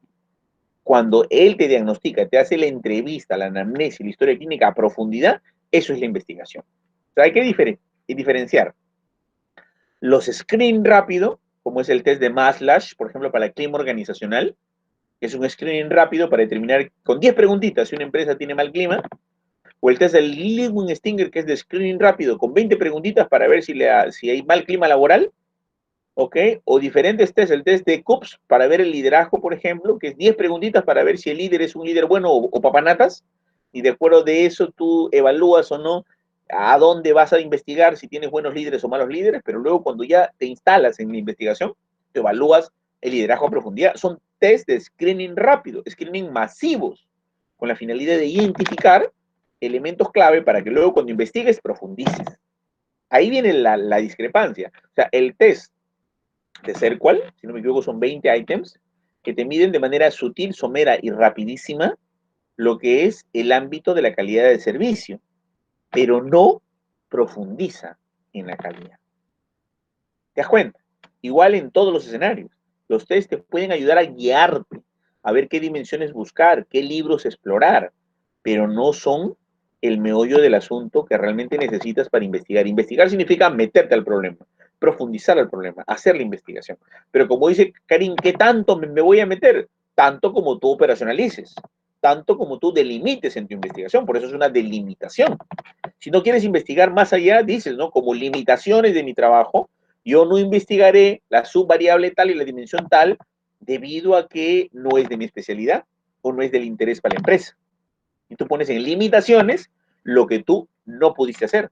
Y en delimitaciones, el alcance que tú llegarás. Y así vas a marcar. Ojo, tener mucho cuidado que en las limitaciones no limitar tanto que a las finales te quedes sin tesis. ¿No? O sea, hay que ser las limitaciones puestas en la magnitud de aquellas cosas imposibles de medir. Que necesitas un experto, qué sé yo, pues traído de Estados Unidos para hacer una prueba, caramba, eso es imposible, ¿no? Esa dimensión no la vas a evaluar. O sea, hay que ser claro en las limitaciones y delimitaciones de tu trabajo y eso te va a dar al alcance, pues, a dónde quieres aproximar. Bien, muchachos, eso era todo lo que teníamos que trabajar el día de hoy. ¿Alguna pregunta? Sí, Luis, ahí a lo que comentas, en estas pruebas de screening, digamos, ya en términos, vamos a decir, operativos prácticos de una empresa, Ajá. Yo podría hacer en cuanto a calidad de servicio, que es lo que comenta Marlo, yo podría hacer un screening ácido que me permite identificar si es que hay temas que realmente que se presenten serios, que justifiquen que yo profundice y tener un screening que me permita hacer ese barrido regular. Lo que pasa es que los screening, las pruebas rápidas o los test rápidos se usan con fines de trabajo. Le valen a la empresa como diagnóstico masivo. Le valen a los psicólogos para detectar que un loco esquizofrénico no tenga brevete. Y una vez que lo detectas, no le niegan el brevete, pasa al psiquiatra. Y el psiquiatra le hace un examen profundo. Ustedes, como investigación científica, no están haciendo un examen masivo, están yendo al examen profundo. De acuerdo, de acuerdo. Investigación. Pero de la variable que eligieron. Y si es muy grande, acótenla. Y si es muy grande, acótenla. Y si es muy grande, acótenla. Para que tampoco hagan una investigación imposible de ejecutar, sino aquella necesaria y medible y que puedan responder con su trabajo de investigación. La idea es que lo validen el instrumento y que salga un instrumento adecuado y que salga un instrumento que mida lo que deba medir, que mida lo que quiere medir y que sea preciso y exacto. Esa es la idea, ¿no? No, por ejemplo, cuando tú le preguntas a alguien, ¿está libre? Dios santo, ¿qué es estar libre? Pues, ¿no? ¿Sí o no? ¿Qué significa? ¿Estar libre de tiempo? ¿Estar libre de enamorado? ¿Estar libre de trabajo? ¿Estar libre de responsabilidades? ¿Estar libre para trampear? ¿Estar libre para qué? ¿Te das cuenta? O sea, la pregunta tiene que ser precisa y exacta. Y tiene que ser adecuada a la dimensión que tú estás midiendo. ¿Te das cuenta? No puede ser así de suelta. Por ejemplo, en el SERQUAL hay muchas preguntas muy abiertas, pero por ejemplo, para medir trato, como hago el ejemplo, ¿no? ¿Te trataron bien? Sí, claro, sí me trataron bien. ¿Pero qué significa buen trato? ¿Te saludaron? ¿Te despidieron? ¿Te trataron con un tono de voz adecuado? ¿El tono de voz fue suave? ¿Respondieron tus preguntas? ¿Te miraron a los ojos? ¿Te respondieron con amabilidad? ¿Te indicaron que te sentaras? ¿Te indicaron que ya había terminado tu tiempo? ¿Te ha indicado que cuándo podrías regresar? ¿Te dijeron amablemente que invitaras al siguiente a que pase? Son como 11 ítems, solo para trato. Pero en el ser igual, ¿qué dice, no? Te trataron bien. ¿Te das cuenta, Marlo? Marlo, ¿estás? Sí, sí, sí, profesor, sí. O sea, eso tienes que profundizar, porque es para screening rápido el SERQUAL. La idea es que tú vas a hacer una investigación de medición de la calidad basada en el SERQUAL, pero ampliando el SERQUAL. ¿Ya? A eso voy.